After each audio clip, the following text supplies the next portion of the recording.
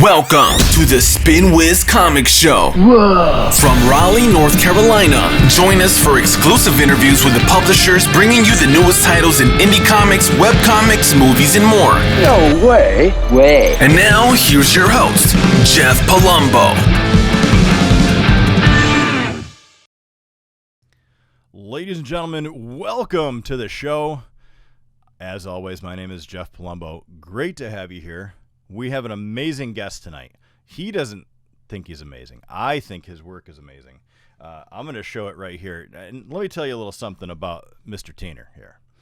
So he and I have probably gone back and forth talking to each other just because of being in the industry for probably a year and a half, I'd say. Because I first met him when he released Black Jackets, right before he released Black Jackets #1, which is, we're going to be talking about Black Jackets #2 tonight. I was a huge fan. It just so happened out he is not a bad person. I like him. He's a nice guy. But we got to talking and just kind of hit it off. And honestly, this content is redonkulous. So we're going to talk about it a little bit. You might see cats in the background. You might see dogs in the background. You might see a hand puppet from his girlfriend Alice in the background. I don't know what's going to happen on that side of the screen. But what I can tell you is you're in for a show. But I'm tired of me talking about it. Let's bring the man and the myth and the legend in. But first, let me show you what we're talking about. I'm going to get a close-up because otherwise it's going to be two. This is Black Jackets #1. I'm just going to show you really quick. Black Jackets #1, I got the variant copy because I backed his Kickstarter last time. And this thing is sick. So just look at the art. I want to show you just the art. I don't know if you... Oh, yeah, that does show up nice. Even with the gloss and my key light and all that stuff. Oh, just look at that. And when that guy's drinking a potion. We're going to go into all this stuff. I'm tired of talking to you by myself. I need to bring him in soon. Here we go. Let me find where I actually have to animate interview. I think this is the one. Oh, bam, that's it, right there. Mike, welcome to the stream. Hi, everyone. Welcome. Thank you for meeting me on such short notice for everybody that is kind of out there. We actually talked yesterday, briefly, and I was like, well, I want to get you on to talk about Black Jackets.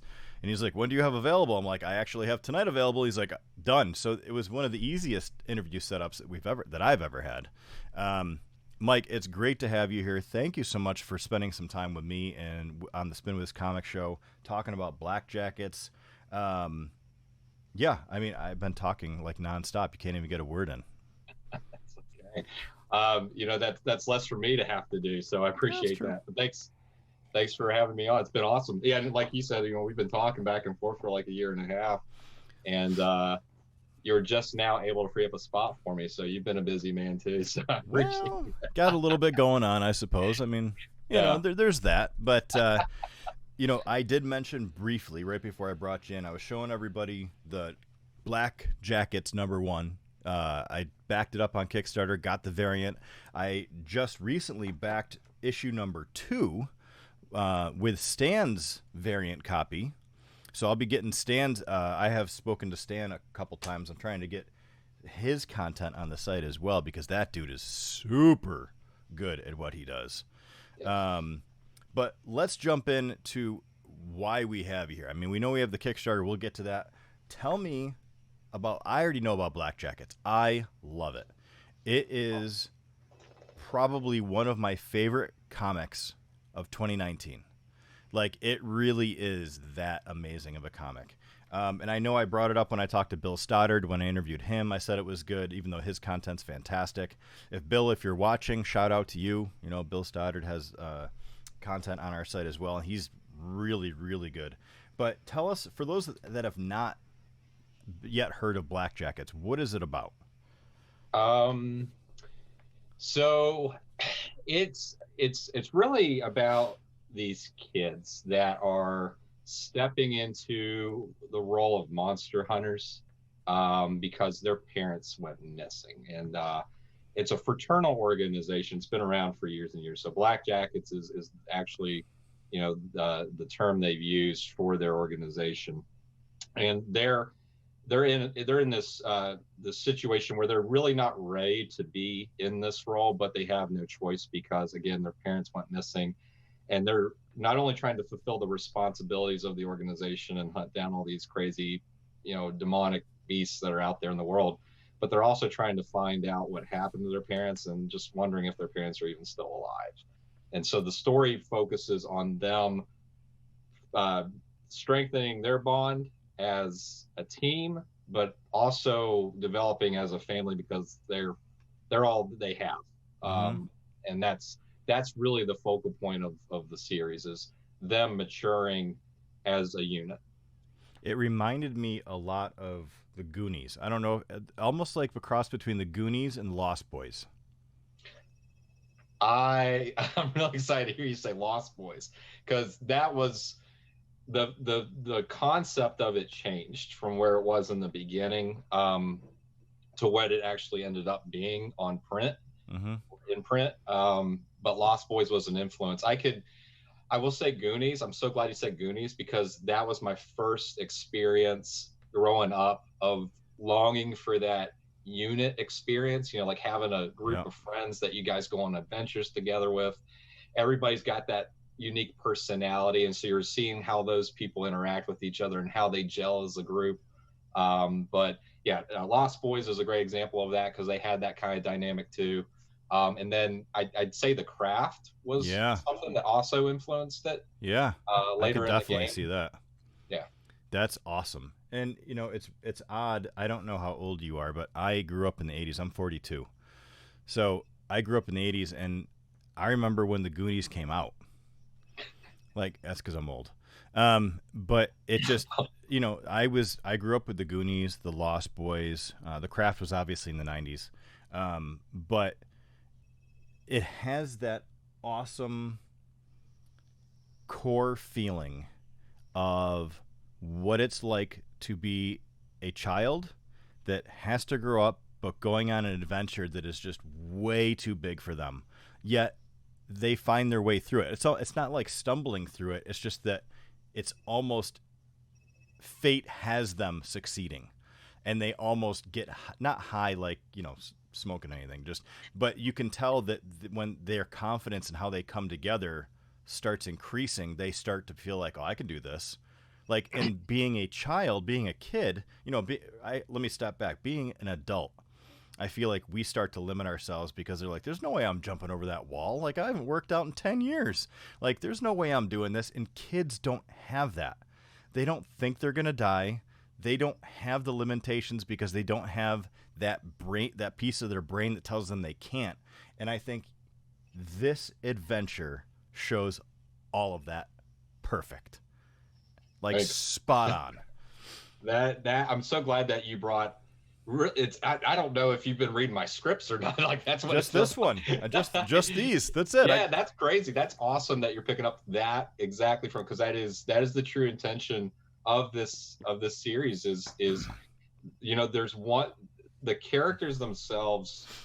It's the first time I'd written something where it's a group, right? And there is no main character. They're all they all matter to the same degree. And so getting it to a point where they're all realizing the severity of what they're in, because they don't quite understand that yet, because they haven't been exposed to what their parents saw, and the oldest one out of the group is the one that's setting limitations for all of them, because he Evans, the character I'm talking about, he's the one with the glasses. He's went on hunts with everyone's parents. He was the only one that went on hunts with them, so he's seen things that all the other kids hadn't seen. So now that he's kind of self-appointed leader of the group, he's dealing with these conflicts and the fact that he's this paternal character to them, and they're pushing against him because he's telling them about, the responsibilities of a black jacket, and we can't really resort to impulse, and we have to, we all made an oath to focus on this.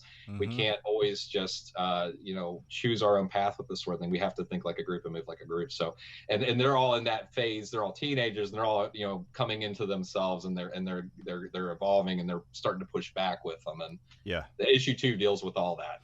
Actually, he reminded me of Giles from Buffy the Vampire Slayer.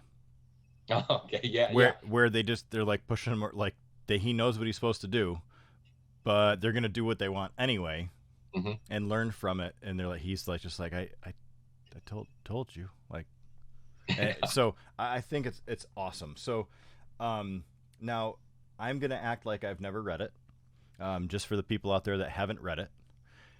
Do these kids have special powers? Because I know you have disciplines. Do they learn certain things? Do they get special powers? Are they magic? Are they science? What? Tell us about how that whole piece comes in, because it is a really, you do a great job of not needing it, but it adds a nice layer to how the group works together. So do you want to go into the disciplines and how that whole thing works? Yeah, sure. So I mean, just to give a little history on Black Jackets in general, it started with it's kind of like a social group with a lot of professors, like teachers, scientists, engineers, people that were just, really prominent in a lot of different industries on the forefront on the turn of the century. And they all had an interest in the occult. So that's where the whole thing started. And what happened was very similar to Ghostbusters, where suddenly this infatuation turned into, wow, this stuff's real. And so they, they were like shocked by it, right? So the whole thing is them realizing, hey, we're going to have to, we have the responsibility because we have the means and the know-how to fight these things, right? We are the people that can do this. So it started with them engineering weapons and figuring out all the physical laws with, how do these creatures exist? Are they on a spiritual plane? Are they on a physical plane? And there's a mix of that. And so it started with them disciplining themselves to understand what they needed to engineer. So the first discipline was engineering. So they learned how to harness spiritual forms of energy and use that to power weapons. And they use that to create defense systems, devices that can trap or snare, maim. And so that was the first discipline, engineering. And 3 of the 5 characters, the main characters, 3 of them chose discipline or engineering as their discipline. Mm-hmm. So that is the prominent discipline of a Black Jacket, because it is the most grounded in the natural world. From that one, they began to understand the biology of these creatures. And so that came into demonology, was another discipline that was developed. And that deals more with understanding the behavior of all the species that they find and come across. There's a little bit more of a metaphysical role to demonologists, because not only is it about them understanding these creatures, but they're also learning about, what threat levels they have, if they are even malevolent to begin with. Some of these creatures are completely passive and not aggressive. So it's preservation of them too. So that discipline does dive into some magical elements, but it's more the precursor to the discovery of the magical elements. It's what's leading up to it. So that was the second discipline that came in. Asa, the youngest girl in the group, she is a demonologist. And so she has an amulet that it's been passed down from generation to generation, but it traps demons in there. It's like a pocket universe where these demons live. And they know that whoever holds the amulet is like their god, their queen. Mm-hmm. So they serve her. She calls them and releases them, and they serve her. And so she's really the most powerful one of the group. She's like a badass necromancer. Yeah, exactly. Yeah, it's more along those lines, and that's not typical of a demonologist. It just so happens that she inherited something that her mother had, and that was that amulet, and that gave her a distinctive edge. Yeah. So those two disciplines. Alchemy was a third discipline that was discovered, and that was after they started to understand more of the species and the fact that there's a lot of different bacteria, like the ones that exist in the natural world. They have a lot of they carry a lot of diseases, they carry a lot of bacteria and things like that's very harmful to us, and maybe we haven't developed the medicines to cure those things or to keep those things at bay. So alchemists started with just curing ailments that blackjackets were experiencing while they were out in the field, and then they started to find performance enhancements from that. And so there's a part of them that hunts these monsters for their resources and uses that to make all the potions and elixirs. And so one of the characters, Jack, the Mohawk and the Letterman jacket, Jack, although he kind of comes across as like a very punkish, almost like a brute, he kind of strikes me as a jock kind of type. He takes on this more seemingly delicate discipline where he is in labs all day and loves being around plants, and he's a scientist. He's big into creating all these elixirs and potions and stuff. Awesome. The last discipline is the one that I don't really bring up a whole lot because not many jackets did it, and that's because that one's deep into the spectral plane. It's deep into the magic aspect of it. So it's them finally discovering that magic really does exist, and it's very dangerous. And so I didn't want one of the main characters in the group to have that because it's actually highly discouraged to really pursue that. It takes somebody that's got a really strong mind, strong conviction to not give into the temptations of that kind of power, because every time you use magic, it takes a toll on your body. So there's a balancing act of how often you cast spells and the severity of the impact of what spells do to your body. It can kill you. And a lot of the sorcerers that existed in the Black Jackets history, they all died because they were irresponsible or reckless with the discipline. That's awesome. So where did you come up with this idea? I mean, I know you were kind of talking about it a little bit, but I mean, where did this whole this is a deep universe. Even in one issue, you can tell how deep this environment and this story background is. Like, how did you come up with this? Was it just one night of drinking and you're like, this is great? I was pounding back some White Claws. Yeah, that'll do it. No. Like I wish I could say there was like this really great story that led up to that, but most of my ideas happen when I'm on the toilet. Okay. So, hey, I mean, you're among friends. So I swear to you, a lot of the best ideas are happening when I'm in the car driving. I do a lot of travel for work, so I'm in the car listening to music. I really don't know where this started. I think it might have started with the title. I think I had this title that I thought sounded cool, Black Jackets. That seems really cool. That seems like a group. Seems like a group of badasses. And then just I was working on other books at the time, and I think just thought after thought just started to build, and then suddenly I put other books to the side and just did this one because I didn't really have an intention of pursuing it right away, and then it became like the primary objective. So but yeah, I know that some of the ideas definitely came from me being on the shitter. Hey, I mean, it doesn't matter where lightning strikes you. It just has to strike. Yeah. So is this your first comic ever, Black Jackets? I've wanted to make comics for a long time, but lacked the confidence or just the resources. It was really difficult for me to network early on and find artists and know what I needed to do to make them. So I had some friends that were making comics, and I just kind of talked with them more.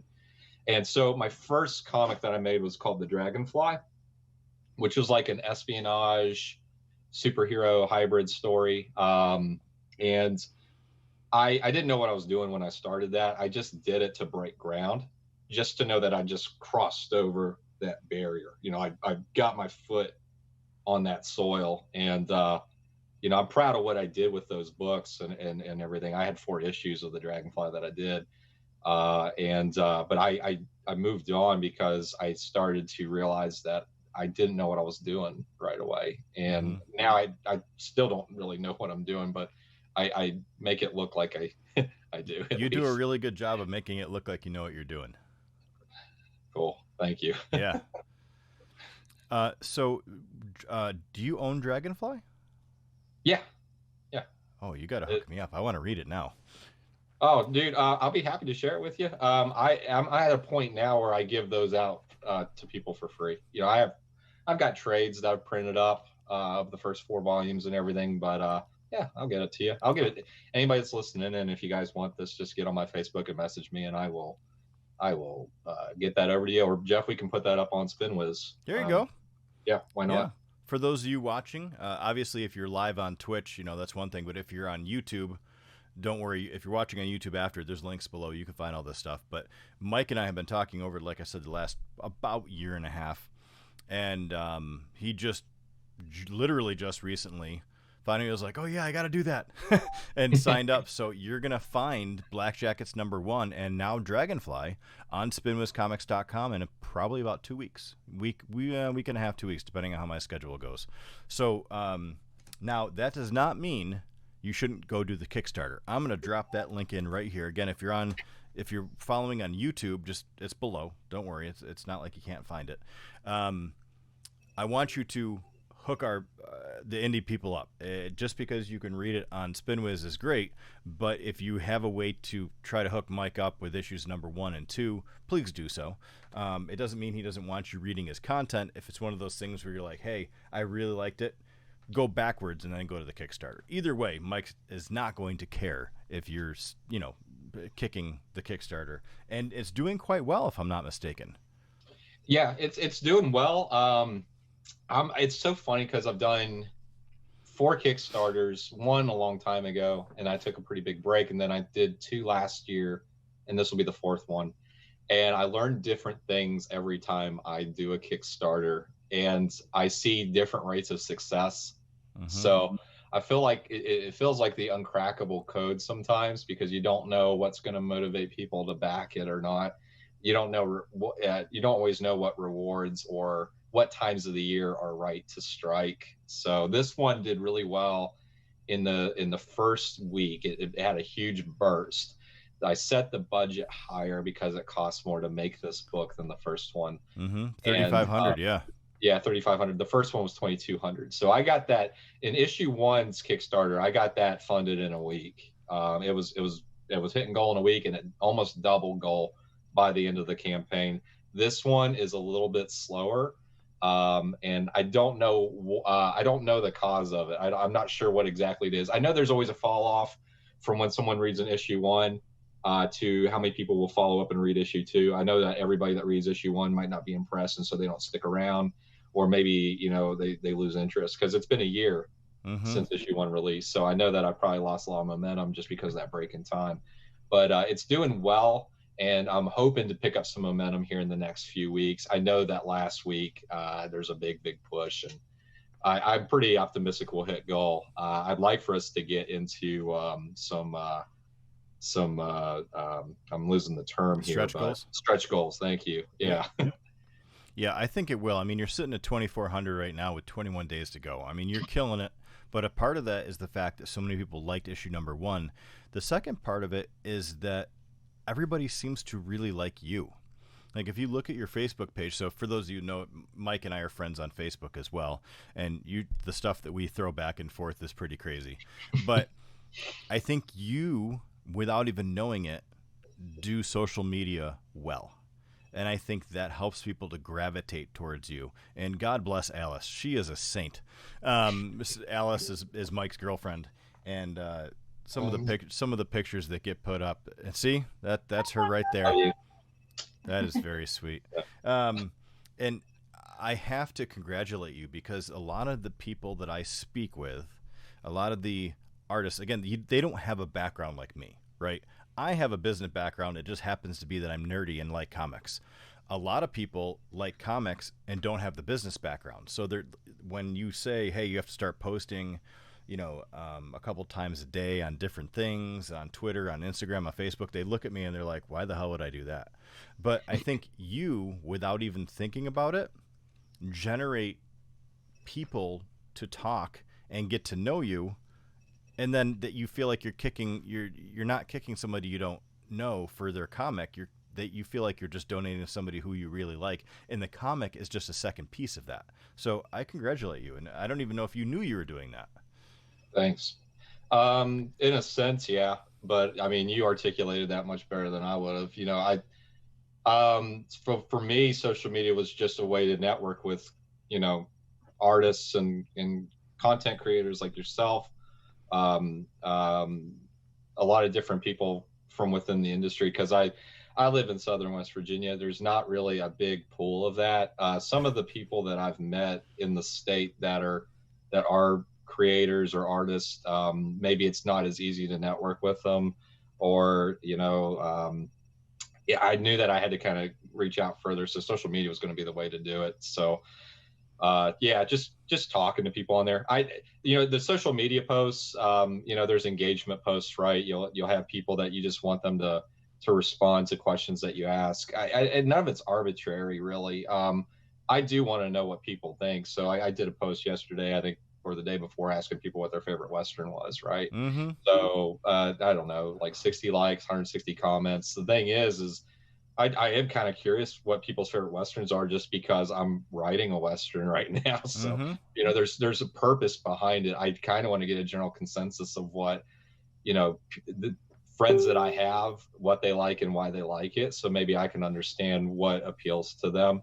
And the other side of that is I get to meet people that have common interests as me, Yeah. Like I linked up with Bill Stoddard that you mentioned at the beginning. Yeah, Vulture Comics, so everybody knows.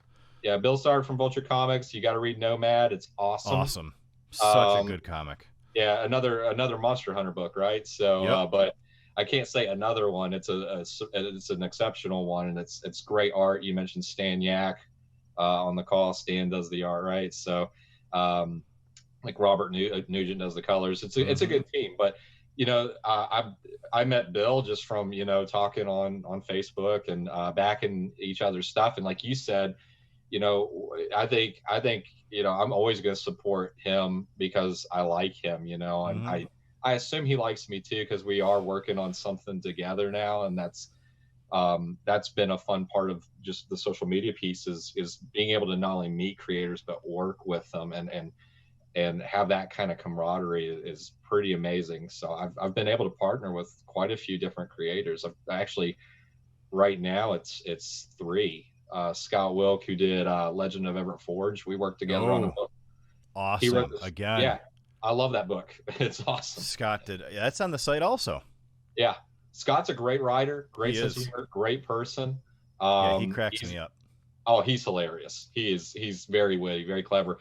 I had an idea. I knew I wasn't the best person to write the script for it. I asked him if he wanted to do it, and there you go. We did Undercity Tales, the book Undercity Tales. Yeah. Which is awesome. Wow, thank you. I had fun with that one. So I don't know if we have Undercity on the site yet. I'll get that one to you too. Yeah, that was in limbo when he came on. That one was in limbo. I think actually it was in Kickstarter at that time, and he said we need to wait. So yeah, send that one on over too, because people will go nuts over that.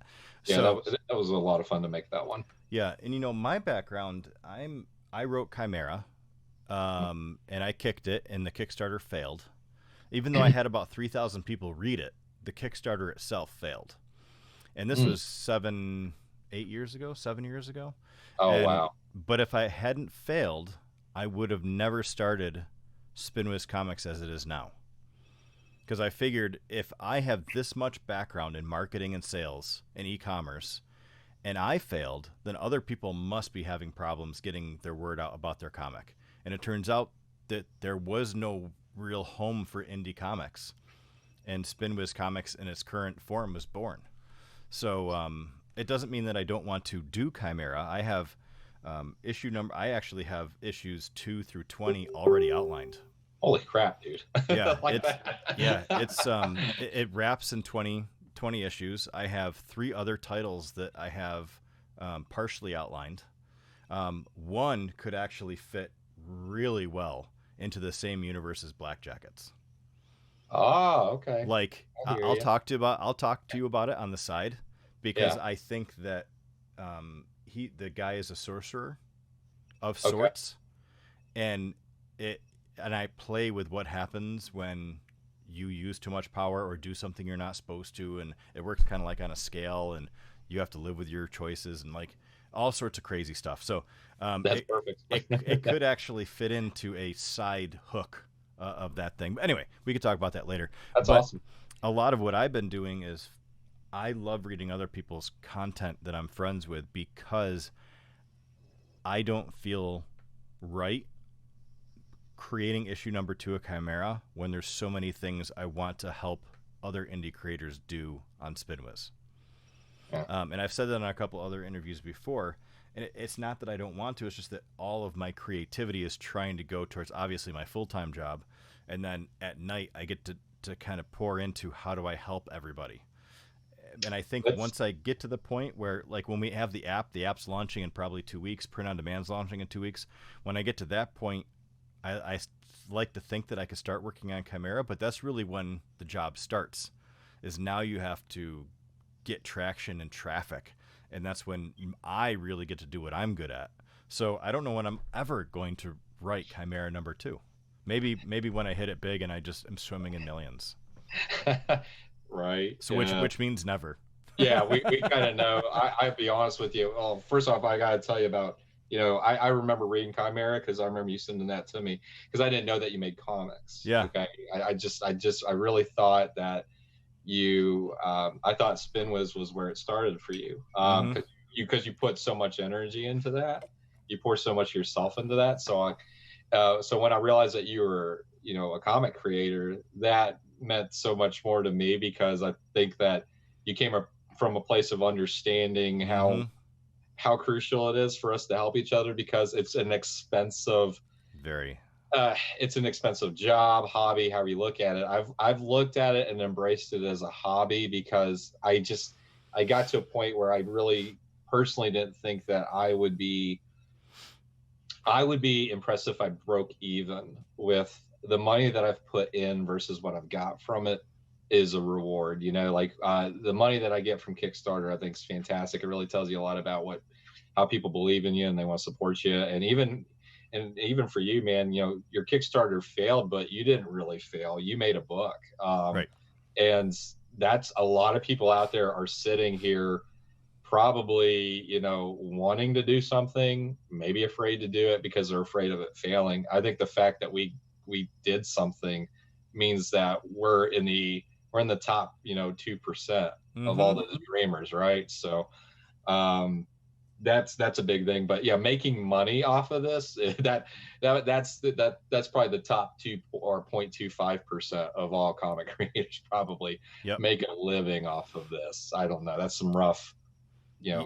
That's a guess. I would say the only people that I know that make a full-time job off of this that I work with currently are, and I'm not even saying all of them, really they're just bigger publishers, and they're not really, I don't know how much money they're making, but I know that it's not an individual, it's the individual guys. Now don't get me wrong, the bigger guys have their own problems, like even because not Marvel and DC, but those guys like Image and Boom and Valiant, they have their own set of problems that they can't work another job. This is it. Like if they have an issue that doesn't do well, they're in deep trouble. So you and I and 99.9% of the people that are on Spinwhiz have full-time jobs and, significant others or families, and they do this because they love it. And I really think, I don't like having to pay for Spinwhiz every month because that's expensive, but we do it because we love telling stories, And I created Chimera because I'd never heard anything like it. So I'm like, I've never even seen anything like this. But I run Spinwhiz because I love meeting people, and I love taking content that people should see and trying to help people get it seen. And that's my biggest driver. If I know that, granted, I would like Spinwhiz to pay for itself instead of me paying for it every month. But at the same time, you know, I am creating great friendships from people just because of what I do. And they're like, dude, this is great. This is awesome. Nobody ever does this. And I don't really even think about it like that. But it's cool to start becoming that person that's well known for helping other indie creators. And I think that in its own right makes me smile. And that's why I keep doing it. I think that you have a great attitude about it too. Cause I know of people, you know, social media is really our foundation for communication, right? Mm-hmm. So, you know, you have a lot of people that are very public with conflicts. They're very public with their disapproval of things. You see a lot of, you see a huge disparity in emotional intelligence with a lot of people that are in this industry. And you see a lot of people that are pretty spiteful or cancerous.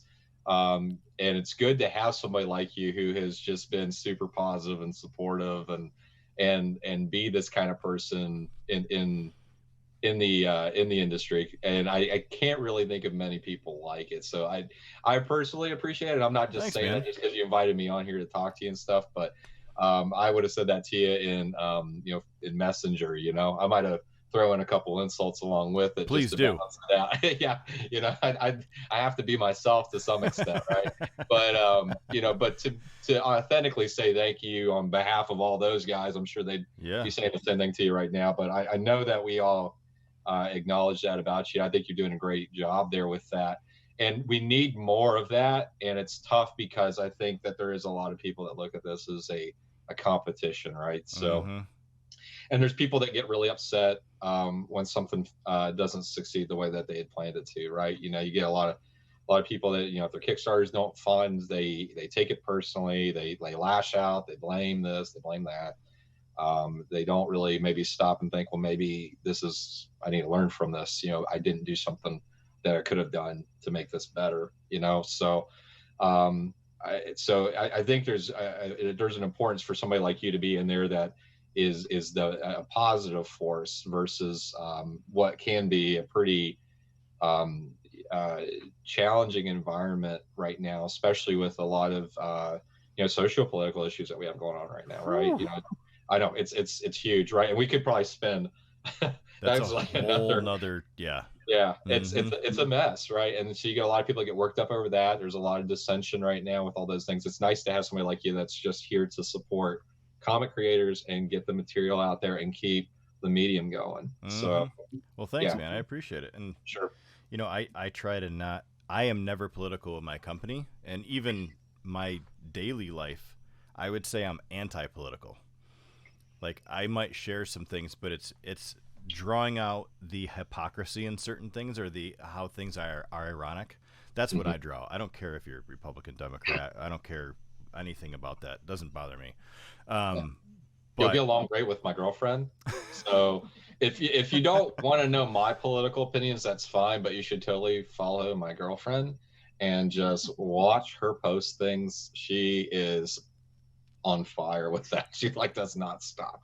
So I feel like I get that vicariously through her. Yeah. So, you know, I don't have to do it because she's doing that on behalf of me mentally, you know? So yeah, if I do it, and usually I don't make it super public, but it's not like, hey, Republicans, you're being stupid, or you Democrats, you're being stupid. It's more of, does anybody else see how ridiculous this is?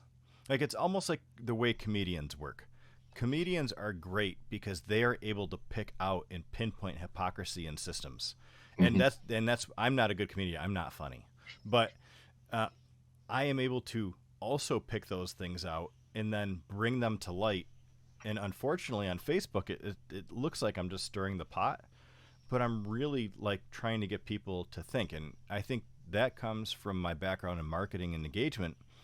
And especially about what I'm trying to do with indie comics is, how do I get people to realize that indie comics are the great stories that you never hear, because they don't have $10 million to be promoted. They don't have 60 years of backlog with like Marvel and DC do from the golden age of comics.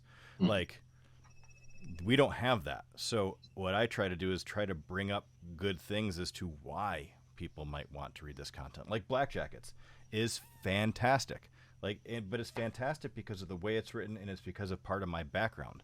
So anybody that loves the Lost Boys or loves that group adventure and brings you back to when you were young and when you're 15 years old and 16 years old and when you thought that you could take on the world and not know anything and nothing's there to stop you and nothing is able to, that for people is such a small time in their life, looking back on it, that if you can tell everybody and bring them into feeling that same feeling, that is the way you pitch this book. So, but you have to get it to the masses. You have to get people to engage with it. And that's the hardest thing for indies, is getting people to read it. Like, I have some indie creators that come to me and they're like, hey, I want to charge $4 for digital. And I'm like, why? Yeah. Like, don't you want people to read it? And it's very difficult because Marvel and DC don't have to do that. No, you get the what was it, Marvel Unlimited, right? The subscription-based service, right? You have this huge catalog, and I mean, you're not going to be able to put out that kind of content, not even anything that remotely compares to it. I think a lot of people probably do better on Patreon with something like that, right? So, it's you, like, I'm of the principle, and obviously, I think you and I talked about just, Black Jackets, and I'll probably do it with Undercity Tales too, Dragonfly, but the idea for me right now is I do want people to read it. So I want to give them out there, and if it means giving it away for free, I'm fine with that, because there's a lot. I guarantee everybody that backed the Kickstarter, there's probably still a lot of those people that have that in their backlog to read, I wouldn't say all of them read it as soon as they got it in the mail, and they probably put it somewhere and forgot about it, right? So I don't really know who's read this book, and I don't know what I'm working with.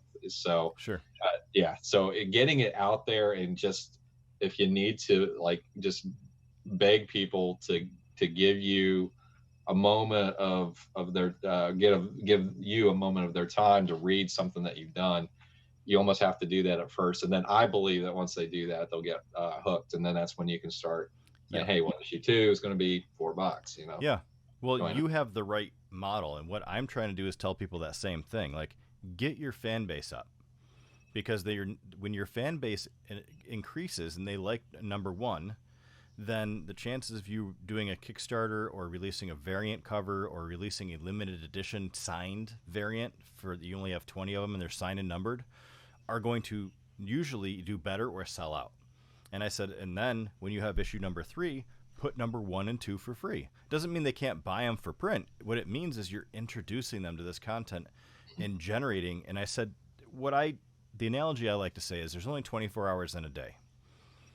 And usually 9 hours of that is working on something, usually your day job or whatever. The rest of it is either sleeping, eating, or spending time with family or doing whatever. Now, if you're single and you don't have kids, responsibility, nobody in your life, then you have a lot of time on your hands. But most people are not like that. So you also have to, you're not competing necessarily against another comic creator. You're competing against all content for that small window. And nobody is going to spend $3.99 on content they've never seen before when they know when Batman comes out, they know what they're going to get. They know what they're going to get with Captain America. Yeah. And I said the way you defeat that is by allowing people to engage with you through things like this right here, as well as engaging with your content and reading it, because then they get to know you. They get to know that next time you're at a show, chances are they're going to come to your little booth and be like, I read it on Spinwhiz. It was awesome. I didn't even know you were here. That's great. Or we're promoting it. Like our big promotion coming up it was supposed to be coming up, and now it's not anymore because we're not traveling anywhere. But we're going to have a list of people that are going to be at each show. And when that show comes up, we want people to report back for us to create content, but we're telling people to go to that booth. oh, read issue number 1 now, go buy the variant at his booth. Like, it's nobody's doing that. Yeah. And so I want to try to help everybody build, because together we are super, super strong. But some people have to remove their heads from their ass and know that the Marvel and DC methodology will not work for indie comics. No, in fact, it's crumbling in a sense, right? You're seeing, comics as a medium, is being challenged because it was born from a time where print was, dominant, right? Mm-hmm. And how it's transitioned to the digital age has been interesting, because there's all these new avenues of exposure, right? Like I mentioned Patreon before. I mentioned what's that, Webtoons, right? Yep. Webtoons is huge, right? And so the typical pathway of exposure, it's multifaceted now, and some companies adapt, others don't. For us, for independent creators, the dream probably was once upon a time to be picked up by a major publisher. Mm-hmm. Now that may not be viable for you. It might be self-publishing. It might be formulating your own union and finding a channel where you all can go through together, so you have a stronger voice, right? Because if we're all singing in unison, right, I think everybody's going to hear that melody a little bit better. So I think getting us there is tough, right? So something like what you're doing is a great pathway for that. But it's like you said, there are a lot of heads and asses. I'd say mine's still in mine a little bit. I'm figuring out how, and Alice's my girlfriend's done a great job of helping pull that out of my ass. But it's really lodged in there. It's but I'm learning a lot, and I'm starting to get like I said, understanding more about what people are wanting and expecting, and learning, I guess, to navigate all that in a way that's mutually beneficial to your average consumer and to me. Mm-hmm.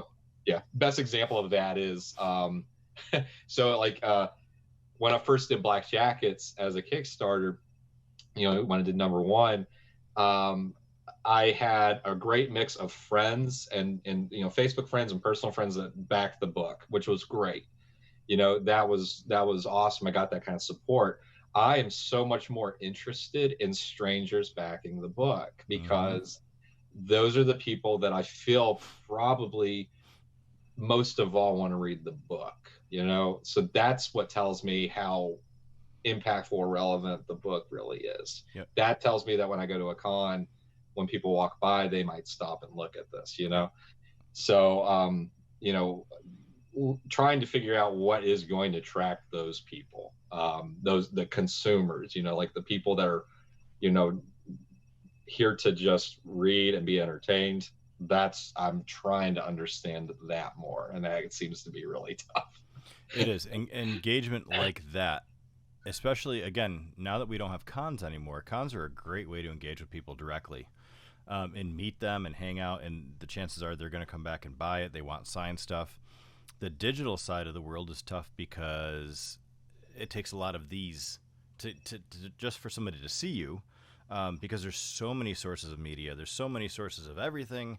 And that's what I go up against daily, every day. Like, I have to obviously compete against Comixology and Drive-Thru and Indie Planet and blah, blah, blah, and Webtoons and all those guys. And even though none of them are really my competitor, because none of them really do indie the way I do, that is still a source that people don't know that we exist.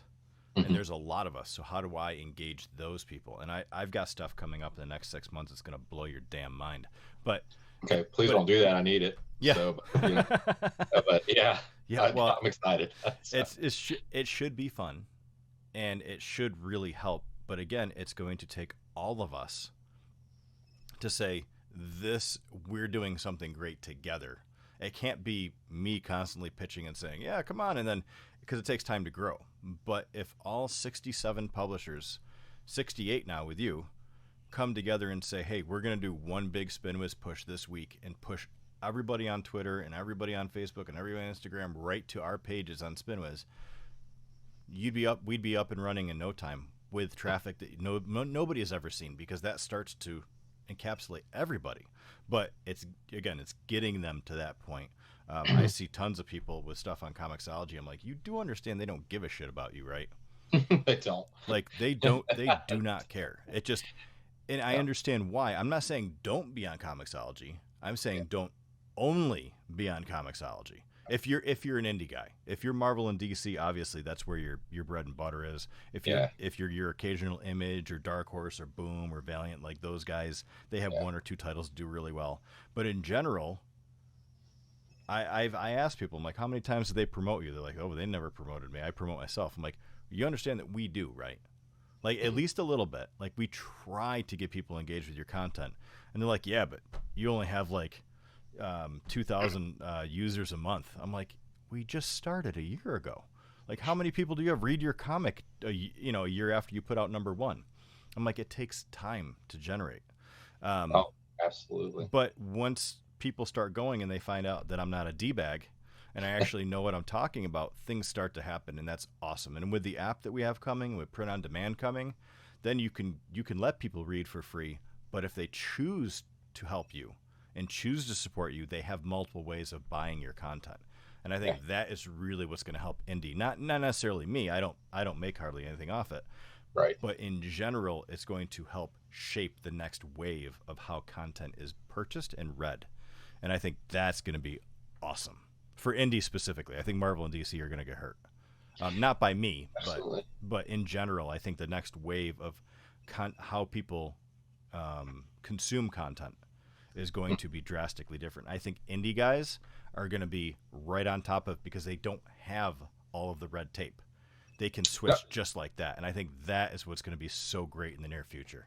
I think that's kind of what I was talking about. Self-publishing is from my perspective probably really liberating, because you're, like you said, you're not caught up in a lot of restrictions, contractual obligations. I don't even want to look at a contract when you get joined up with one of the major publishers. First off, I just don't like to read that stuff. Alice and I are buying a house, and she's reading all the contracts for all the loans and everything. God bless her. Yeah, God bless her. She's doing it because I just don't want to. So I'm that lazy when it comes to that stuff. So I want to avoid that as much as possible. I want it to be as simple as possible. It's funny too, because you're talking about like how I guess just really the comic industry in general has to evolve, and it's already done that.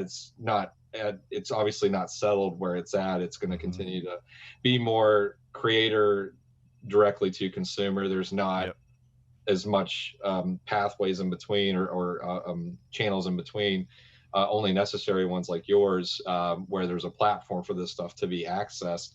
But the music industry is like a great example of that, because you I guess in the 50s you had to hope you got on the radio. Otherwise no one knew who you were, right? So I can only imagine a lot of the politics that came into play with that, jeopardizing, if you didn't have the skill set, or if you weren't in the right town at the right time, you probably were never going to get that opportunity. But fortunately, at least now with internet being like this new way of connectivity, and it's not, I say it like I'm like 80 years old talking about it, but it's been around for a while now.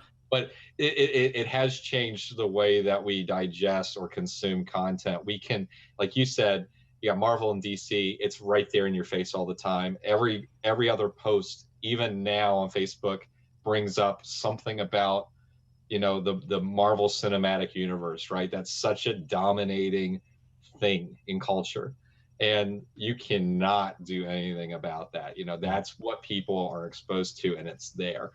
But there are so many opportunities now to be able to see other things, right? And that's the blessing in the situation, is that we actually have an opportunity we have a platform where we can be heard or seen, and I'm fortunate to be living in that here now, as opposed to being like in the 70s and 80s, trying to break my neck just to meet somebody from Marvel and DC, just so people could see what story I want to tell, you know. Yeah, and there have been a couple people that are on the site that have come to me and they're like, "Hey, I really want to pitch my." They're already partners, but they're like, "We really want, we're going to be pitching our content to this publisher." And my first question is, why? Like, what are they giving you? Like, I can see if they're going to pay your artists, and they're going to pay you to write it, and they're going to pay your artist and your colorist and your letterer and editor, and they want to use it as one of their main platforms and soak the money, but still give you a cut of whatever comes out of it. Great, but most publishers I hear just want to use the name, and I'm like, why would you do that? Like, it doesn't make sense to me. Now, will we eventually get into our own content? Most definitely, but not now. When we have revenue coming in that we can then use, but we're not going to go out and, like, could I do Chimera? Yes, I could probably do Chimera or one of the ones that I want to write. But I'm going to be busy running the company. I would much rather go to you and say, I have this idea. Can you write it? Who do you want your team to be to draw it and to letter it? Yeah. Like, that's my dream too, actually, is I want to move into that space more. Yeah. So I mean, that's awesome. Well, it's just, we're going to have so much talent on our site.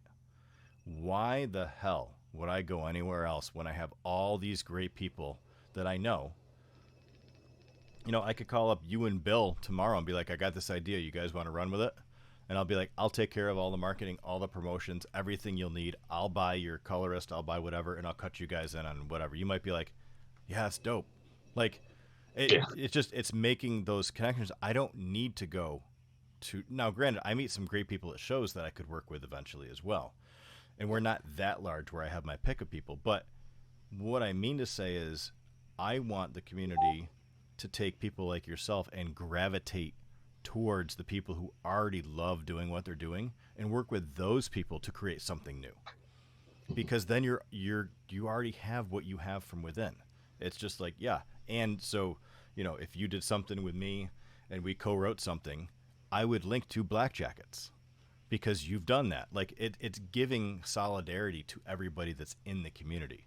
And then I grab Bill, or I grab Bob Sally from SourcePoint, or Frank Gogol, or I take, Tyler from Wave Blue World, and I'm like, hey, I want to do something like this with you. Or Gavin, who did he's gonna kill me. He did a title with Wave Blue World, which was fantastic. Why bother going outside to one of these big publishers to carry it when I have all you great content people here and we can just push it ourselves? I cannot wait to get to that, because we're going to blow people's minds, because then you're working with creators who have the same view of it. Yeah. We're all working full-time jobs anyway, so really it's just fun, and we're trying to do something great. Yeah. And I already know what your resume is because I'm staring at it on my desk. Right. Like, it helps, and you guys know you would trust me as well, because you're like, we've known Jeff for years. Like, that's not a hard thing to do. And wait until you see what I do for content that I own. Oh. I go nuts. Yeah, but that's when I put a bunch of money behind it, and like I'll show people how to do it right, and that's a whole. I have to talk to my wife about that. We need to start pulling in money. She's fine with it. Yeah, I'm sure she is. She loves you a lot, and I can tell, and she wants you to be happy. So I'm sure she'll support you. All of those things. all of those things. Yes. Let her watch this interview. Yes. Okay. Well, she does, and the only reason I've gotten this far is because of my wife. Now, people will say that's not true. It really is.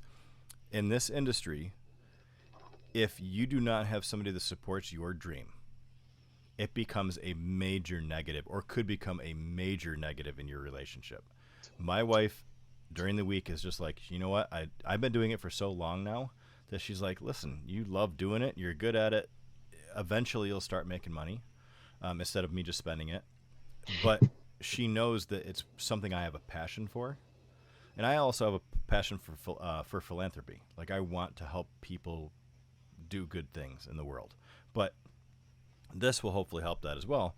But again, if I didn't have that and I was trying to create a company while working full time and then doing streams at night, or working on meta files or uploading all sorts of content and having meetings at night with other creators, if she wasn't behind it, there's no way we'd make it to a decade of being married. It's because she is behind me on it, and she's like, I know that you love what you're doing. I always put my family first, but this is next. And she's like, no, keep doing it. Like, that's hard to find. I think that's probably something that I struggle with, is disciplining myself to make a balance of that. I mean, Alice, what are your thoughts? I mean, she's right here sitting beside me. She so can we'll pop into the frame. It doesn't matter. It's just a video. She's in her she's in a bathrobe. Yeah. It's a house coat. It's a really sexy house coat, and it's a little too much. It's very purple. I love that she's off frame and she's doing this for you. Hi, Alice. Is. Look at her. Hi. It's hard not to love her. She's great. She's been super supportive. One thing though is she does hold me accountable when I'm like getting too lost in things, because I'm horrible at balancing my time with stuff. She typically, I could just be in bed at 1 a.m. on my phone, just scrolling and looking at artists on ArtStation or Instagram and stuff, and it's time for me to go to bed. And she'll just lean over, and I'll be holding the phone up like this, looking at it in bed, and she'll just reach over and push my arms apart so the phone lands on my face. And then, and so that's her way of saying, go to freaking bed. This is like, you gotta put this away. You gotta balance yourself out. So I'm not where you're at, where I'm. It sounds like you've done a good job of putting your family first, and I'm I'm working on it here. I know it drives her crazy because of how much time I put into it, but she's been awesome, super supportive, great feedback. She's very critical. She works at an art gallery, so she's around artists all the time, and so she's very open to giving me criticism and feedback, sometimes even when I don't ask for it. But in fact, most of the time it's when I don't ask for it. So, but it's still a blessing. And I'm just saying that because I know other people are watching. I don't want people to think I'm a bad guy, but you know, as soon as we get off this, I'm probably going to yell at her for that. But no, the truth is she's given sound feedback and has been really, just like your wife, she's been instrumental to whatever success I've had so far, so I can't imagine not having that, because it would probably be, I probably would have made a lot of bad decisions. I probably still make some, but I'm making fewer. Getting yanked back into reality is a very big bonus. And my wife, I was showing her, I think it was a couple of years ago, I was showing her a logo I wanted to use, and or something. It was something marketing-esque. And I'm like, what do you think about this? She's like, this looks like shit. And I'm like, right out, like not even trying to dull the blow. Yeah. And but when I looked back on it, she was right. It was shitty. Like, but I was too far into it. Or if I'm spending too much time doing this, she will come to me and say, hey, listen, we need to have family night. I understand what you're doing. I understand why you're doing it, but you need to prioritize us a couple times this week because we're not feeling like it. Yeah. Boom, done. You are brought back to reality, because at the end of the day, comics can go away and she's still going to be by my side. And that makes a big difference. So I need to make sure that she's always feeling like she is first, which is why I usually don't start work until after she goes to bed at 10:30 at night. I start working then until 1 o'clock in the morning. See, that's a great thing you brought up there. I've been kind of sneaking Benadryl and stuff into her drinks so that she dozes off a little earlier. White Claw and Benadryl, that'll do it to you. I'm trying different things. She has built up a tolerance though, so I'm gonna have to go to blow darts, I'm thinking. Tranks. Yeah, definitely. But yeah, it is. I think that's awesome that that you have someone that can be honest with you and not feel like that's going to be something where you're like defensive of it, right? And yeah, it's good to have someone that's in your corner and with the right intentions too, right? So I don't think a lot of people have that. So we're both fortunate in that regard. So high five for our cool chicks. High five. Oh wait, I shouldn't be saying chicks, right? Well, so I don't know what I can say now. So yeah, I think you're fine. He's fine with it. High five. That's right. As long as she does fine, you're good. Yeah. So, well, listen. I know that I told you beforehand we usually go for 15 minutes, try to get 30. We've been talking for an hour. Yes, we have. And I told you this would happen, and it does happen when you have two people that get along and have a lot in common. It kind of flows off. And the good thing we're not drinking bourbon, because holy shit, this would turn into like a 4-hour interview. Because it'd just be. I wouldn't even realize people are actually chatting on the right side of my screen. It would just be like, all right, let's talk about Star Wars. So listen, let me wrap this up. Is there anything else you want to chat about before we kind of sign off? No, well, just thank you. Yeah, man. You asked great questions, great topics. I really enjoyed talking about all this stuff because it's not necessarily things that I always really sit down with, a fellow creator and really discuss. So, and this is my first time really having like what I would consider a formal, interview, I guess, if you want to call it that. And it's been fun. I've enjoyed it a lot. I'm looking forward to doing this more. I got suggested for next time though, we should do like a drinking game. So we should have bourbon and have like a drinking game where I guess every time. Okay. I mean, you had me at drinking game with bourbon. Awesome. I'll try to map that out or come up with some ideas, and maybe we can get a couple other guys in here. And have you met Chris? Have you met Chris Sanigan yet? No. He does Group of Seven. They're on our site as well. He also loves bourbon. And he is a great writer, fantastic writer. So I bet you we could get a bourbon night going with all of us. Like, cause I have a Zoom account that lasts as many hours as we need, and we can load it up and we can make a game out of it, of so many writers and whatever. And, oh God, it would just be fantastic. How about, or even better, each of us could write a line. Like I make a main plot line. Like, this is the generality, but we have to write. And by the time we're like 2 hours in of drinking, like they're just sentences are slurred and we start singing them. And like, yeah, it could be fun. I'm all for it, man. Yeah. You count me in. Yeah. But anyway, can you hang with me just a minute while I sign off? Yeah, sure. All right, ladies and gentlemen, Black Jacket's number 2. This is number 1. You can still get some of these on the Kickstarter. The Kickstarter link is there. Again, if you're on Twitch, you can check it out right there. If you're on YouTube, links are below. If you're on the podcast, it's Kickstarter. Just look up Black Jackets 2 on Kickstarter. Mike, thank you for your time. Hang with me just a minute. I'm going to sign off real quick, and we'll be right back. All right, everybody.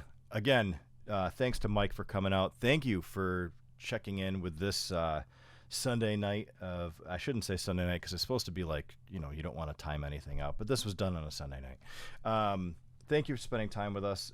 It's great when I have these awesome people on. This is why I do this. Not only running Spinwhiz Comics, but also doing these pieces of content and kind of interviewing people, because you get to meet so many cool people and why. If you like it, again, we're going to try to have Black Jackets up in about a week and a half on the site. He has 21 days left to go on his Kickstarter. It's Black Jackets number 2. Black Jackets number 1 is part of it. We'll have Black Jackets number 1. I'm going to try to fast track it so you guys can read it on Spinwhiz, and if you love it, just either buy it or jump over to his Kickstarter and check it out. But thank you again. This is the Spinwhiz Comics Show. My name's Jeff Palumbo. I appreciate you being here, and we will talk to you again really soon. I hope you have a wonderful night.